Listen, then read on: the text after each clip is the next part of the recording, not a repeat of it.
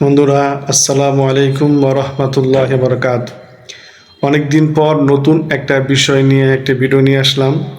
সেই ভিডিওটি হচ্ছে চেয়ারে বসে নামাজ আদায় করার প্রসঙ্গে। এই বিষয়ে খুব সংক্ষিপ্ত 2-3 মিনিটে কিছু কথা বলবো। সেই বিষয়ে বলার আগে একটা কথা বলি, অনেকেই আমার ভিডিও দেখেন কিন্তু আমার এই ফেসবুক পেজটি ফলো করেন না। তো বন্ধুরা, আমি আশা রাখবো যে যারা যারা আমার আজকের এই ভিডিওটি দেখবেন, যদি আপনাদের ভিডিওটি সামান্য পরিমাণ উপকৃত হয় তাহলে অবশ্যই আমার এই পেজটির ভিতরে একটি লাইক করবেন এবং পেজটি ফলো করবেন, শেয়ার করবেন।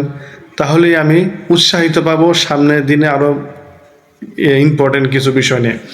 তো আজকে যে বিষয়টা বলবো সেটা হচ্ছে চেয়ারে বসে নামাজ আদায় করার প্রসঙ্গে। বন্ধুরা, বর্তমান জমানায় চেয়ারে বসে নামাজ আদায় করার এই বিষয়টা হচ্ছে একটা প্রচলিত এবং বহু আলোচিত একটা বিষয়।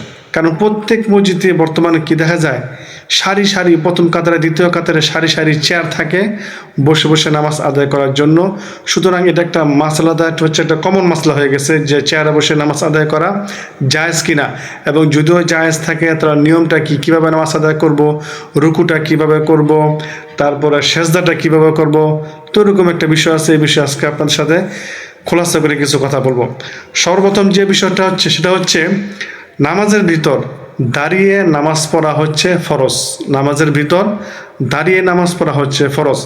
কিন্তু কেউ যদি দাঁড়িয়ে নামাজ আদায় করতে অক্ষম হয়, যে কোনো সমস্যার কারণে হোক, কোমর ব্যথা হোক, হাঁটু ব্যথা হোক, কারণে যদি দাঁড়িয়ে নামাজ পড়তে অক্ষম হয়, তাহলে সে মাটিতে হাঁটু গেড়ে বসে নামাজ আদায় করবে। এটাই হচ্ছে বিধান মাসালা।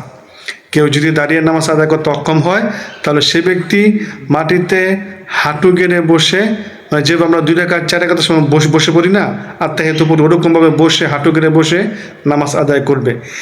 এখন বসে হাঁটু গেড়ে বসে নামাজ আদায় করতে যদি কেউ অক্ষম হয় তাহলে সে চেয়ারে বসে নামাজ আদায় করতে পারবে, তার জন্য এটা জায়েজ আছে।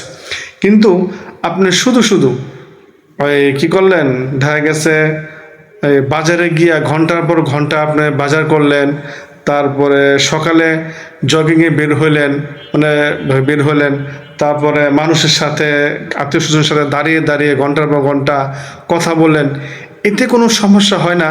কিন্তু মসজিদে গেলেই আপনার চেয়ার নিয়ে টানাটানি, আপনার বসে পড়তে হইব, ভালো লাগে না, এটা ব্যথা, এটা ব্যথা, এটা ব্যথা। অথচ সারাদিন কিন্তু আপনার কোনো সমস্যা নেই, বাজার করলেন, জগিং করলেন, এদিক সেদিক গেলেন, দাঁড়িয়ে দাঁড়িয়ে ঘন্টার পর ঘন্টা কথা বললেন, এটা সমস্যা হলো না। দেখা গেল কি, আপনার নামাজ পড়ার সময় মসজিদে গিয়ে আপনার সবার আগে কী করেন, চেয়ারটা টান দিয়ে বসেন যে নামাজ পড়তে হবে। এরকম অবস্থায় যদি আপনি করেন তাহলে ওইভাবে চেয়ারে বসে নামাজ আদায় করা জায়েজ হবে না। তবে দেখা গেছে যে ঠিক আছে, আপনি দাঁড়াতে পারেন, আপনি 10 মিনিট 20 মিনিট নামাজে যতটুকু সময় দাঁড়াতে পারেন, কিন্তু রুকু করতে গেলে হাঁটু ব্যথা, কোমর ব্যথা, সেজদা করতে পারেন না, তাহলেও আপনার জন্য কি আছে যে আপনি যখন নামাজ শুরু করবেন, দাঁড়াবেন, ইমাম সাহেব যখন সূরা পড়ব, ওই দাঁড়ানোর সময় আপনি করতে পারেন, ওইটা দাঁড়ায় পড়তে পারেন। রুকু করার সময় বসে পড়বেন, রুকুটা আর সেজদাটা আপনি বসে চেয়ারে বসে সেজদা দিতে পারেন। কথাটা ক্লিয়ার? যে আপনি ক্যামটা দাঁড়ায় করবেন, যতক্ষণ ইমাম সাহেব এক এক পড়েন বা ইমাম সাহেব পিছনে পড়েন, যতক্ষণ সূরা পড়বেন, আলহামদুলিল্লাহ সূরা পড়বেন, আলহামদুলিল্লাহ একটা সূরা পর মিলাবেন, এটা যখন পড়বেন তখন দাঁড়া থাকবেন।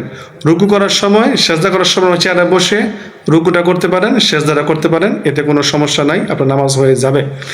এখন আপনার যদি দাঁড়াতেও সমস্যা, আপনার সত্যিকারই মাজুর, আপনার কোমর ব্যথা, দাঁড়াতেও সমস্যা হয়, তাহলে আপনি ওই দাঁড়ানোর কাজটাও বসে করতে পারেন, মানে ক্যামটাও বসে করতে পারেন।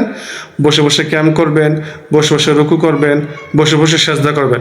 এখন রুকুটা কিভাবে করবেন, সেটা নিয়মটা হচ্ছে, যখন রুকুটা করবেন আপনি হালকা একটু ঝুঁকবেন, আল্লাহু আকবার বলে আপনি রুকুটা করার সময় হালকা একটু ঝুঁকবেন, ঝুঁকে রুকুটা করবেন। আবার সেজদা করার সময় কি করবেন, যে রুকু থেকে একটু বেশি ঝুঁকবেন, ঝুঁকে আপনি ইশারায় এই রুকু সেজদা করে নেবেন। এতে কোনো আপনার সমস্যা নাই, আপনার নামাজটা হয়ে যাবে। আল্লাহ তাআলা আমাদের সবাইকে এই মাসালাটির উপর আমল করার তৌফিক দান করুক। আসসালামু আলাইকুম ওয়া রাহমাতুল্লাহ।